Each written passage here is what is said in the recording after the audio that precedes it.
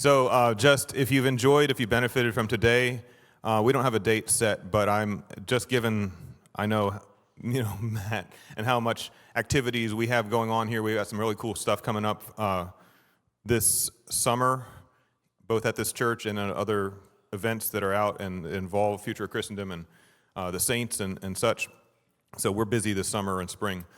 But if you would like to stay in touch, I'll be letting you know about session 4, which is going to be the man as provider. So today was man as protector. We're going to be talking about the topic of provision and the duty to provide, questions like money and debt, how to think about entrepreneurship and business, how to be an employee, how to be an employer, or if you would like to move in that direction, and that kind of stuff, a hustle and self-employment and topics like that.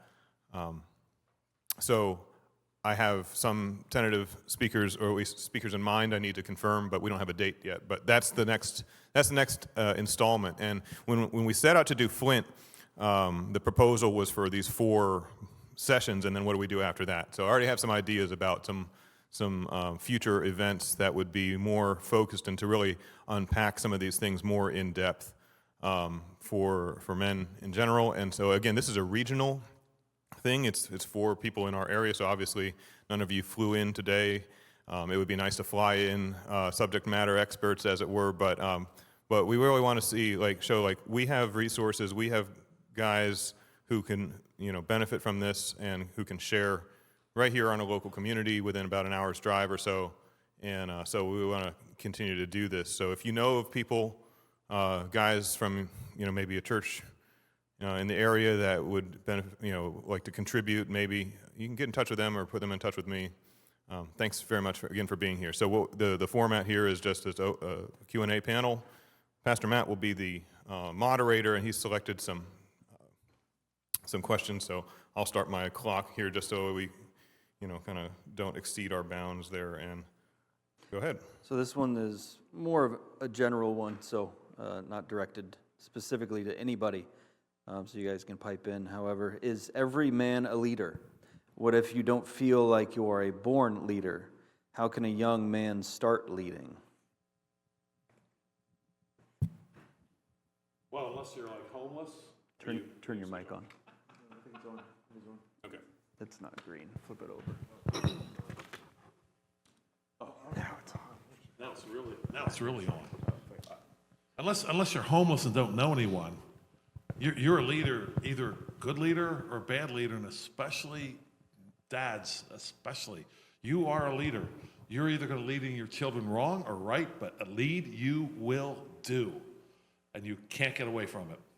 So every father, husband is a leader. I believe every man is a leader if he knows anyone at all, because you're going to have a follower somewhere. I would just hop on the comments in Titus, about self-control. Even if you're an individual, not a father, not a husband, you need to lead yourself and have self-control, and to get to a point where you're, able to be these things, to be a husband, to be a father. You got to lead yourself out of the ditch or whatever hole you dig as a young man, and hopefully follow Christ and be submitted to the Holy Spirit and not to your flesh. And that can be a very tough battle for many of us, and has been a tough battle for many of us. Yeah. I think not all of us have just that leadership kind of thing that pops right to the fore. I mean, in any group setting that you're in, somebody with maybe a strong personality and a sense of organization at best, or it could just be arrogance and insufferableness, but somebody will come and jump out and I wonder which one of us he has in mind. Take charge.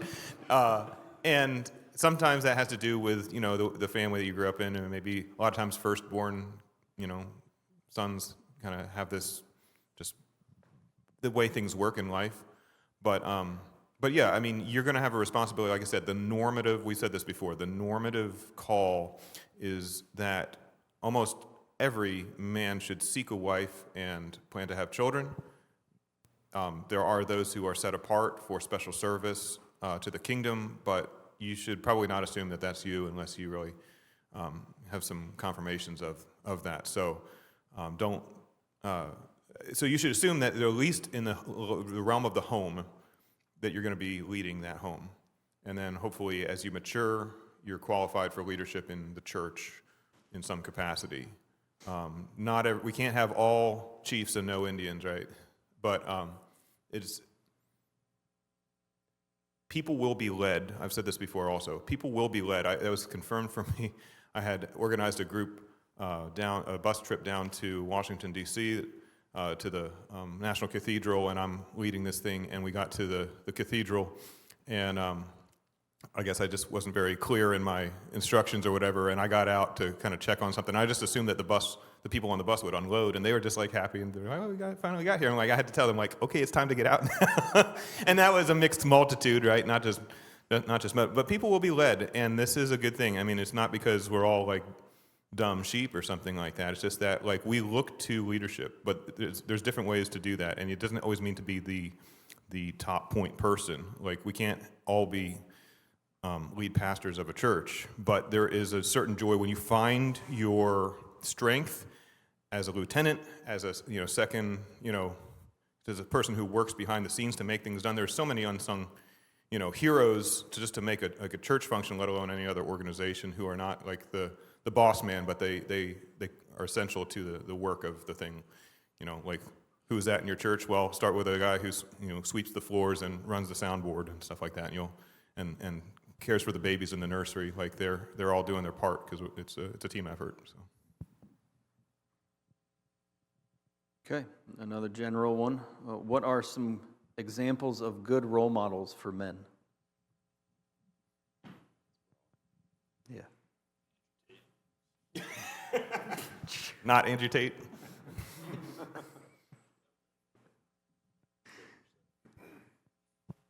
I would say look to history. There are plenty of leadership examples in history, and then, of course, the ultimate leader is Christ. And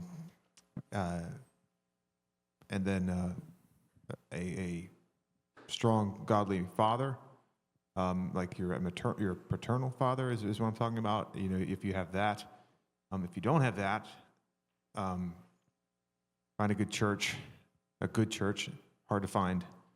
Find a good church with godly men in it who are doing the right, choosing the hard right over the easy left, and follow them. So, history is replete with them. You can find them. They're easy. They're not easy, but you can find them.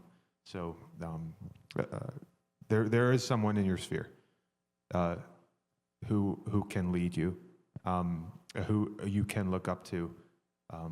But as far as my favorites, of course, my father is one is the top besides my Lord.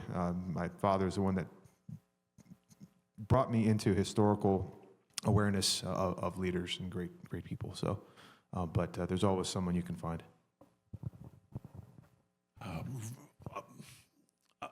Tell you a real quick story that has to do with you, Wyatt. When Christ sends out the 70, that's a gutsy thing to do, right? They're out there by themselves. They're with each other, but he's not with them right there. And one of the things he did, he provided for them. He told them what they need to get the job done, and then they have to go do it.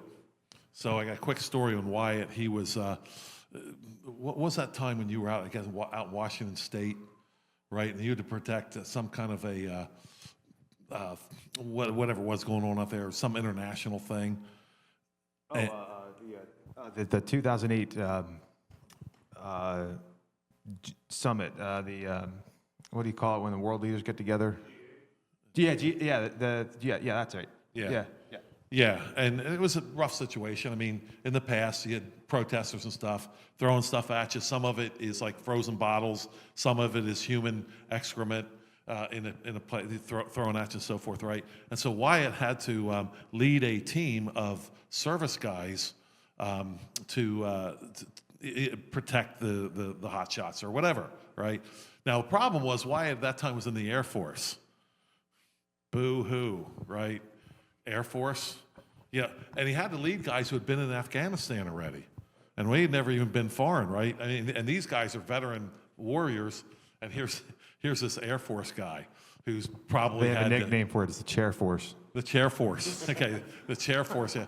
I mean, these guys are, chewing on nails, and he probably had Captain Crunch for breakfast. Anyway, so they were ripping you pretty good, right? They didn't want to follow him.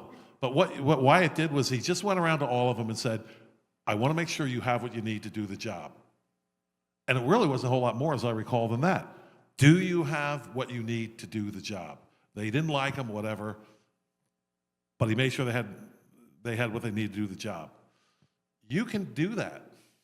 You can. You can look at the people you're responsible for and ask yourself, do they have what they need to get the job done? And sometimes we read leadership books, and there's all kinds of real high stuff. There's some basic stuff you can do as a man to be a real quality leader. I'd say find a role model who's willing and able to knock your door down to come get you if you need it. I would say we have this discussion sometimes with the guys about, disappointments in public figures, people with platforms, and, the attitude of some is like, don't trust anybody who's not dead. In other words, look to history. And of course, when we look at history, history is written by the victors, and history is written by people who have favorable, well, not always, but history is written by somebody. There's nothing unbiased in terms of the record. And so sometimes we may lionize, historical figures, and they deserve honor, but they're also, the main thing to remember is that every man is a man at best, and with his own faults and imperfections and mistakes and sins. And that's true for anybody living who is influential. I think you just need to be hold your heroes that are out there making big moves and waves in the culture very lightly, because you're likely to be disappointed. But again, we stand in judgment from our comfortable armchairs and stuff like that, and say, well, I would have done this, or they should have done this, and I don't know. Just have that view that there's only one perfect man, and he died on the cross to save sinners, and beyond that, we all fall short. But in Christ, we can be reconciled. If you're thinking of people from the past, look how they finished. There's a lot of men who finish poorly their race, and that may tell you something about how their lives actually went. So that's just a factor. But I would also just say role models, to avoid idolizing people, look for the people in your orbit, right? Local people in your own church, workplace, family, whatever it may be, but people you can actually shake their hand and get to know, so that we don't end up idolizing these people because we see them as they really are, and honor them to whom honor is due, and don't idolize people. Learn, and you just got to sift it out. Again, it's discernment. Learn from the Lord, from His Word, stay in it, and then you have a standard by which you can make a right judgment. Amen. So this can start with Wyatt, but I'm sure other guys will chime in on this. Would you recommend returning to bringing rifles to church again, like the colonial times, or is a weak pistol fine? A weak pistol. That's what it said. Yeah, I'm assuming that's kind of referring to the Charles von Weick story, going in with a snub-nosed 38. Rifles are better than pistols, like long range. So why not? So I would say absolutely rifles should be brought back. And there's a really interesting, I don't know if anybody else noticed this. I didn't really notice this growing up, but apparently it's a thing. Men like to sit on the edges of the pew. Is this something you guys have seen? Okay. The reason that we do this, according to Pastor Weaver, is because back in the day in the colonial times, is where they stacked the rifles in the middle. Put the women and the children in the middle, and the men sit in the sides, and that's where you have your rifle. And there was a church in I'm forgetting it. It's one of like New England. It's like one of the upper northern states. There was a church there, and the one who had the best rifle, the best piece, was the pastor. The pastor had the best piece. He was the best shot. And the reason that a pastor goes and stands in the front at the end of the service, typically in your Reformed, more traditional churches, is because it's his job to make sure the coast is clear before everybody exits the building, because back then they were a constant threat of Indian attack. Why wouldn't we bring rifles back in? I don't know, especially in the current climate. I got some work to do. Yeah, in terms of just the practical considerations, I mean, there is benefit to concealed carry, and also just the size of the thing. I mean, when you're in a church with little kids running around, the safest place for your loaded gun is on your person. It's not in the safe.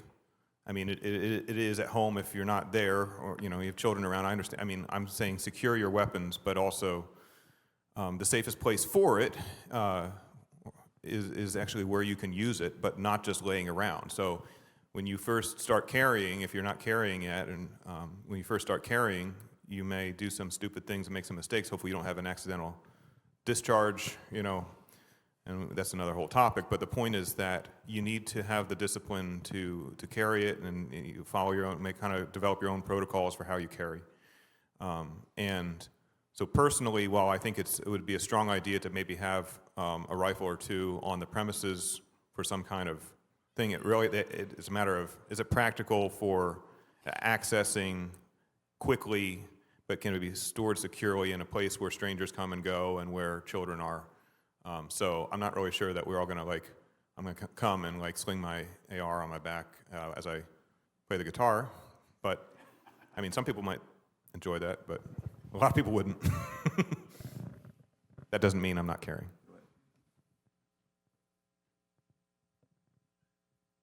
All right. More of a general one. Would you say that anger and/or pride is unrestrained power? What are the consequences of anger in the workplace, in your home, etc.? You say it again.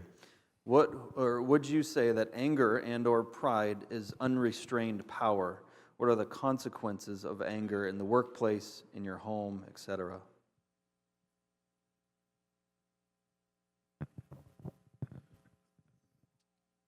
Unrestrained power. Be angry and sin not. We know that Christ looked around on people with anger, for example. So directed anger is under restraint can be a very good thing. Outbursts of anger, no. Yeah, exactly. But again, it's, Yeah. See, anger is like Yeah. a tool. And it could be a good thing or a bad thing. Right. Every tool, the good definition of a tool that I teach kids is a tool is neither good nor evil inherently, but it can be used to good or evil ends. And what determines if that tool is being used wisely, good, well, or poorly, is a matter of wisdom and a matter of justice in terms of law. So, I mean, you can build a house with a hammer, you can kill a person with a hammer. The hammer is not good or bad. Yeah, as so opposed anger to, is like that. To pride, which is always a bad thing. Yeah. So it's asked about anger and pride. What are the consequences of anger then in the workplace and in the home?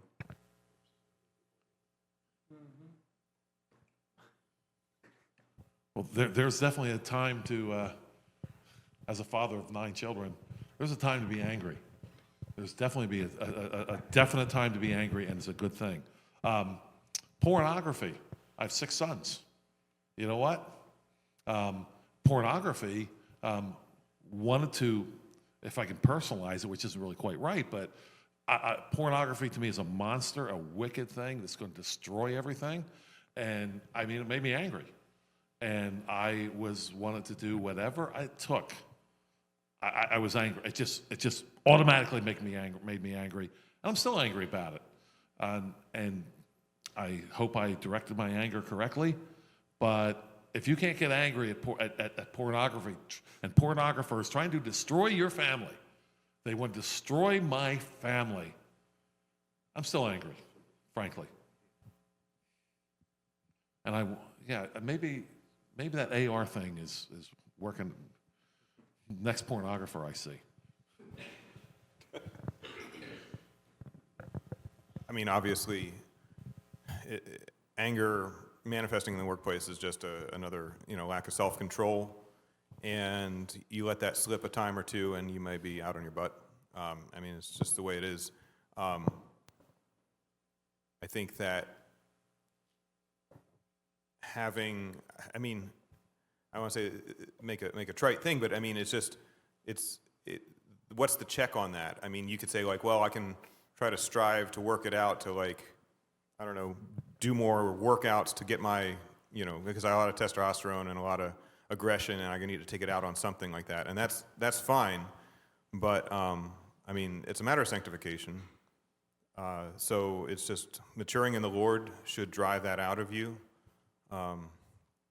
Because it's a real threat. I mean, if you can't be, I think one thing that I find I have struggled with sometimes is, I wouldn't, think about like outbursts of anger in church or something like this, but if I'm just working by myself, I can get angry. I can just get frustrated with inanimate objects, and that's not a sign of a man who's living well. So God is there with you, and so you still need to work, in that thing. So I think that we usually figure out how to like restrain our tongues, in certain settings. But a lot of times, home is a very comfortable setting, and I don't know. I don't know if it's Norman Rockwell, but you may have seen this like picture of like, the boss yells at the guy, the employee, and then the employee comes home and yells at his wife, and then the wife is like yelling at the son, and the son has no one else to yell at, so he yells at the dog or something. And it's just like these anger spreads like this. Sinful anger spreads like this. So again, anger is not in itself a sin, but the lack of control on it is a very dangerous and infectious thing. I would just stick to, again, the self-control thing. There's many proverbs about, let an angry word subside, right? Just be chill. And I think know yourself, know what triggers you, and to be aware when you get, fired up immediately for something that you really shouldn't, but your own weaknesses. And at the same time, don't be easily triggered. What wasn't long ago where, Pastor Matt says something to me or Andrew says something to me and I don't like it, and, it was completely legal to go outside and duel and shoot at each other, right? Completely acceptable. Was that wise? Probably not, right? Probably not. But, that's the way things were settled back then. And you didn't say anything that would offend another man. You would never even think it, because do I want to shoot a gun at him, or do I want him to shoot a gun at me after we take 20 paces in turn? Not really. Not really. So you kept your mouth shut. And there's consequences to that. Now we say whatever we want and say the most offensive things to another person's face, or type it. Usually not to their face. Usually it's online. Yeah. Troll keyboard warriors, and there's no consequence, right? There's zero consequence. So, you go from extremes to extremes. Personally, I told my boss that I work under Christ, first and foremost, and that's a really dangerous thing to tell a boss, because they will, if you do something bad, or you disrespect them, you get angry and short, you really have to watch yourself. Is this not working? I don't know. Okay. Did you hear me? Yeah. All right. I have, I laminated, because I am quick to anger at times, I laminated a passage from Luke for my my visor. So whenever I'm on the phone with my boss, or with another contractor who's not doing a great job, frustrating situations, I can see that and say, be slow to anger. Don't react. Just slow down, calm down, because I can definitely be a downfall of mine. Okay, this is first and probably primarily for Steve, but others can chime in.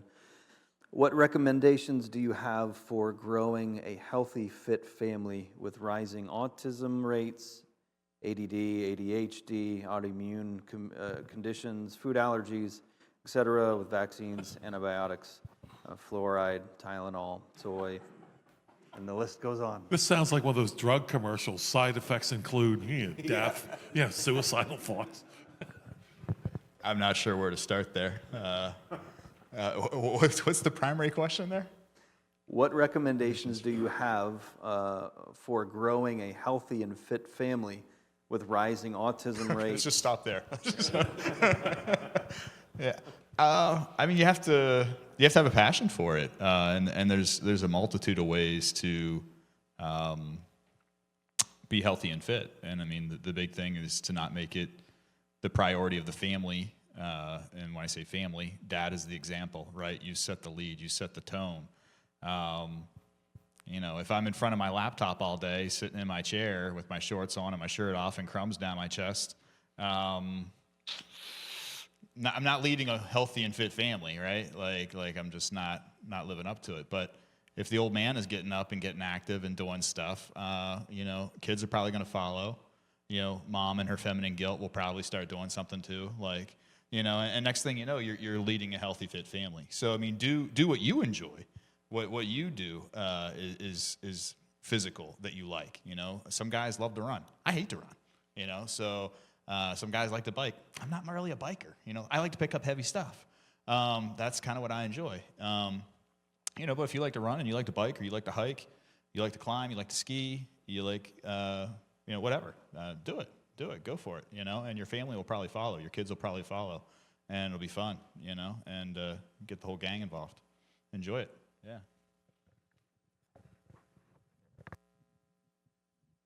Any others?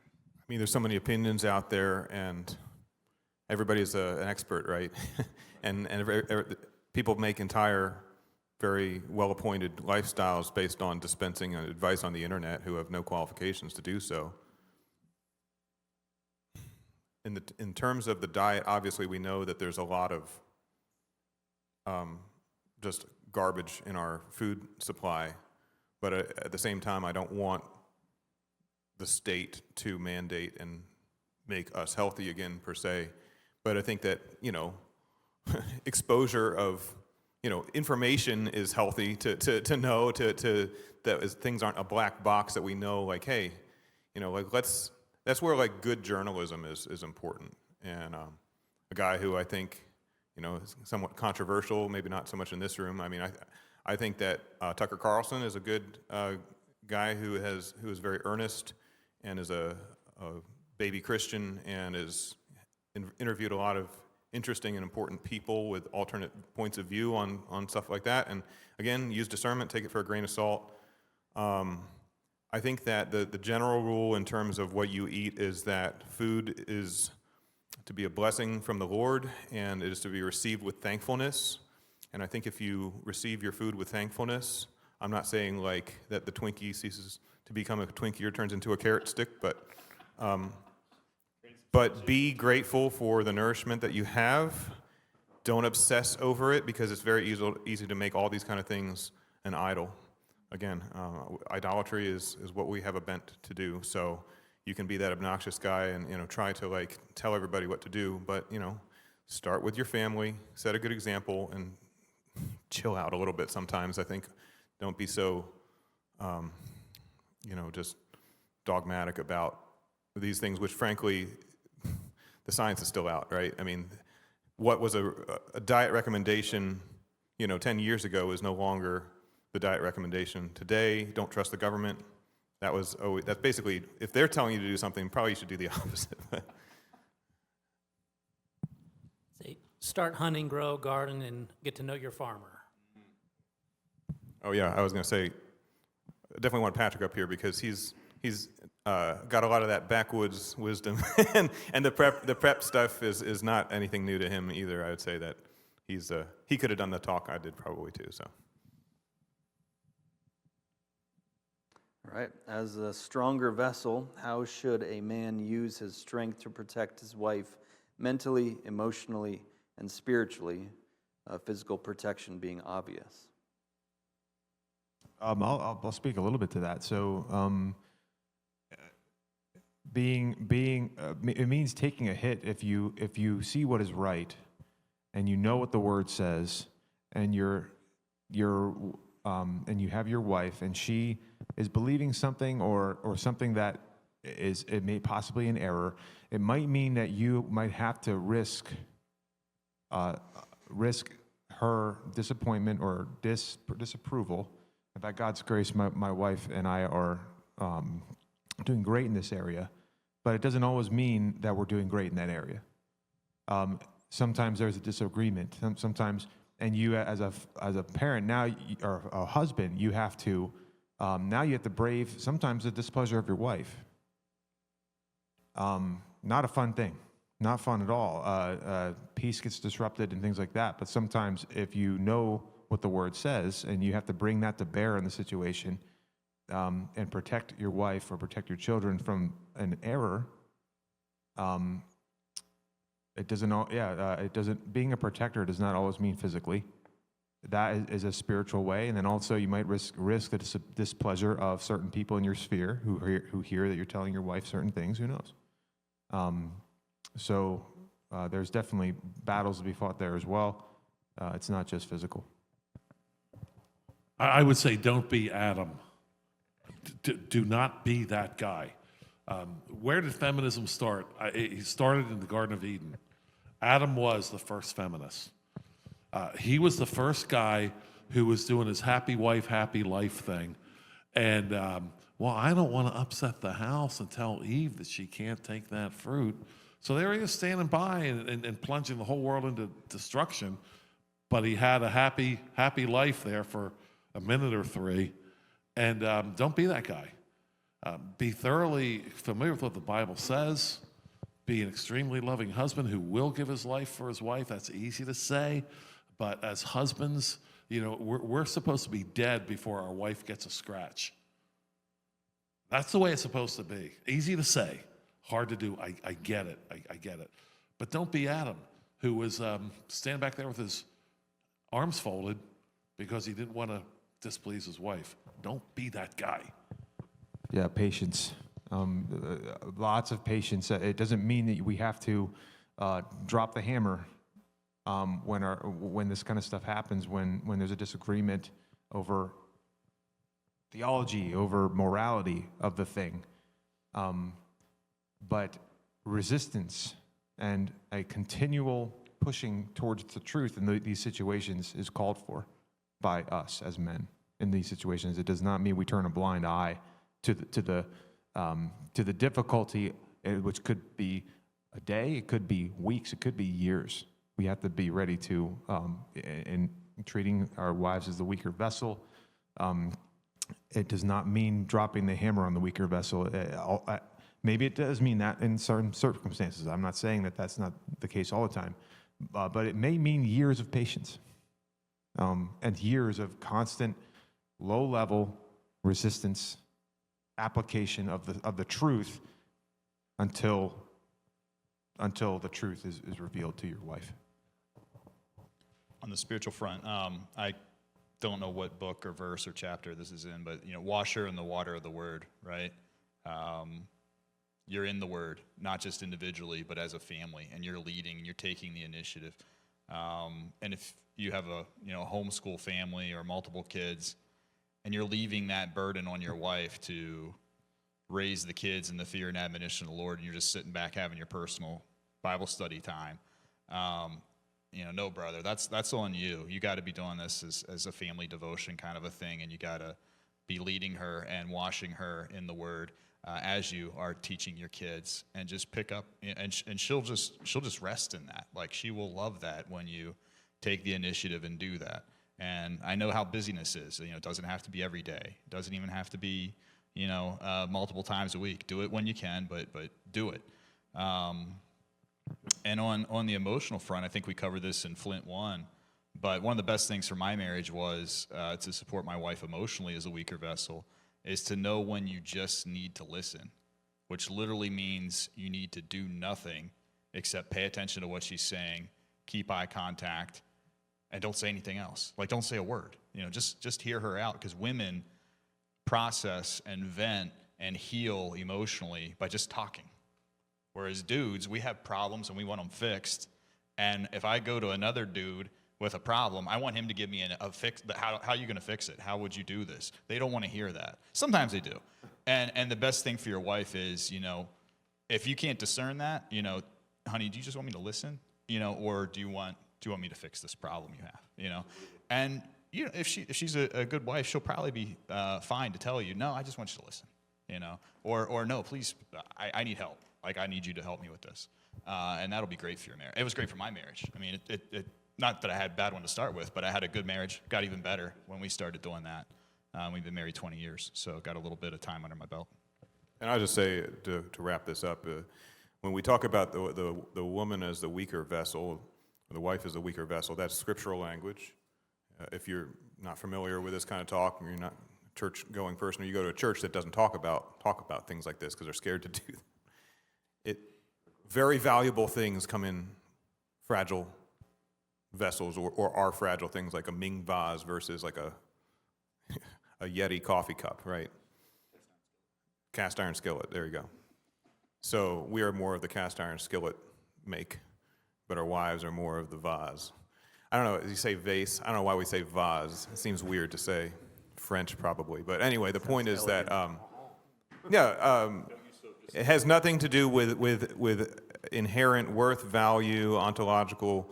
They are co-heirs with Christ. They are made in the image of God in a feminine form, and so it is nothing about that. But we live in a society that if you touch this is a third rail.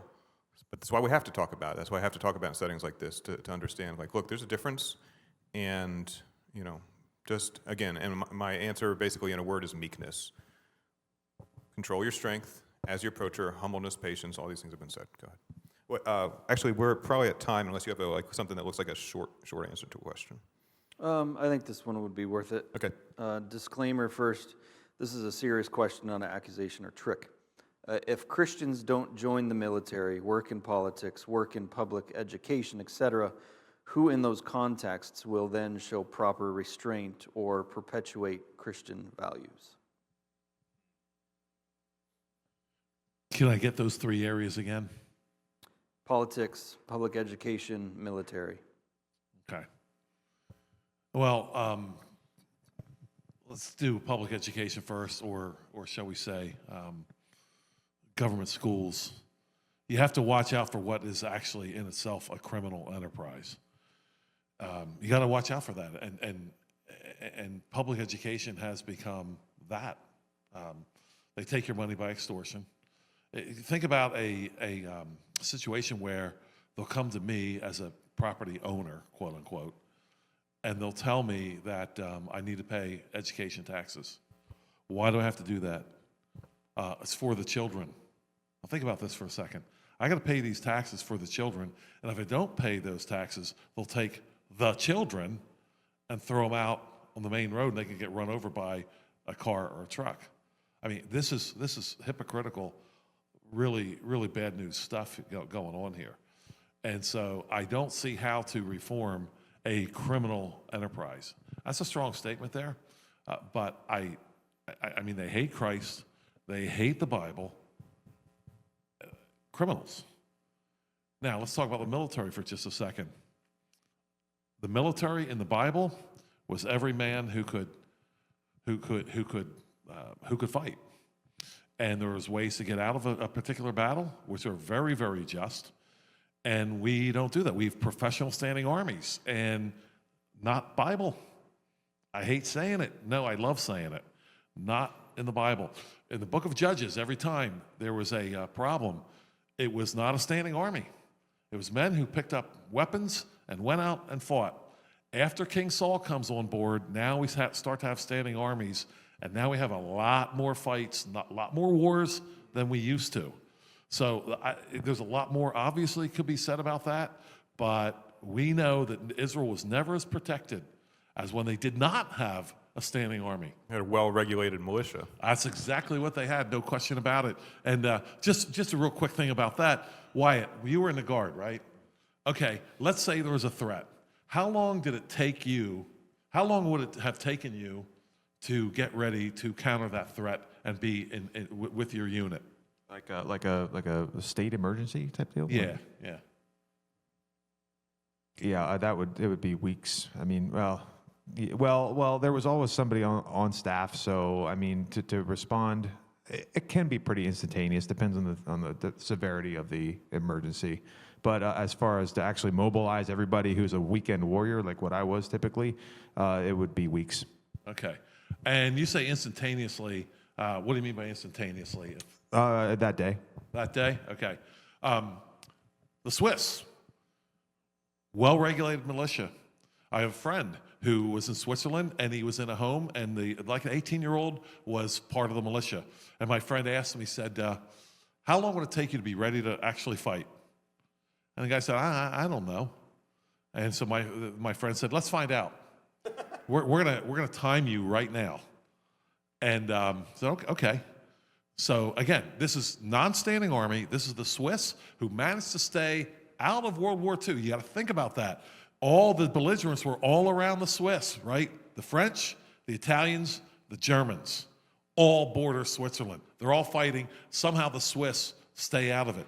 And I don't know about you guys, but if I'm going to fight in Europe, I know which country I'm getting first. It's Switzerland. They got the gold. I want them first. They managed to stay out of it. Anyway, so my friend asked me, say, we're going to time you. So stopwatch, okay, let's see. All right, start now. The dude was ready. Boots, rifle, which you didn't have. You had to go to the fort to get it, right?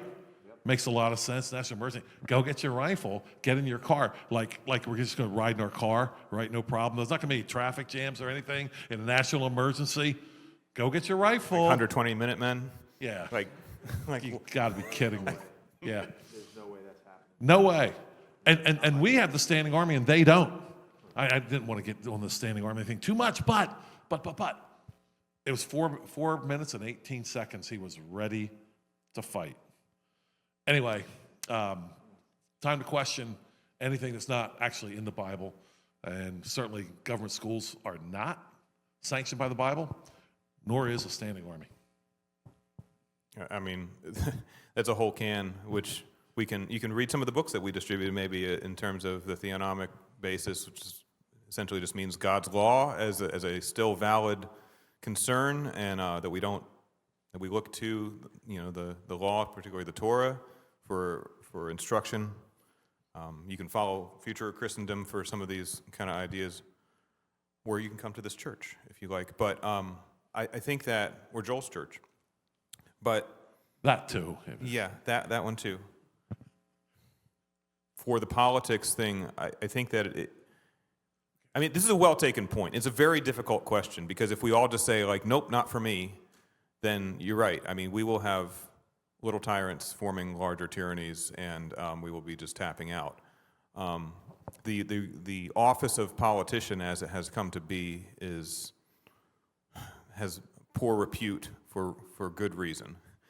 But if you're there, I think if you can get into office, I think that you have to understand. I think that I would want to go in the role of essentially as a prophet, as someone who is coming to speak prophetically. That's what I mean, like to speak God's word in the place and to hold very unpopular positions and to basically vote no on any and every expansion of government power, and to eliminate and carve off and trim down every opportunity that you can, which is very difficult because these things are monsters that just grow and grow and grow, and nobody wants to downsize it.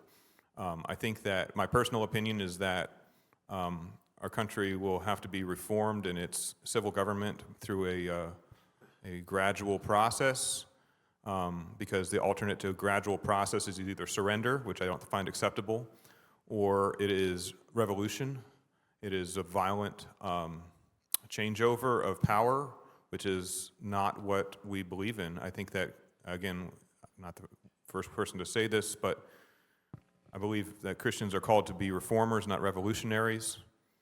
And The American War for Independence was a very unique kind of situation, which had a covenantal and Christian basis for it, very much unlike the French Revolution, which was unhinged, secular, godless, demonic, and with predictable results that we still see in that country. Unfortunately, our country has a lot more reflection of that French spirit at hand, and so I don't know.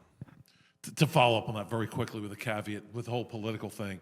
So I spend time in Lancaster County on Wednesdays in the commissioner's public meeting.